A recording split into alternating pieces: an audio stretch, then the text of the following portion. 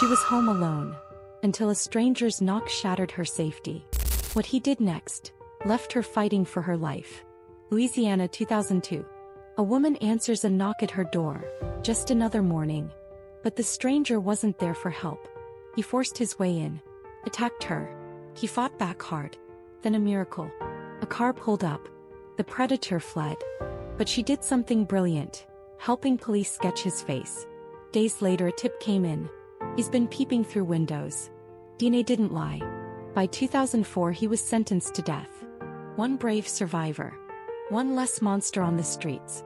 Her courage helped take down a killer. Hit subscribe for more cases where survival exposed the truth.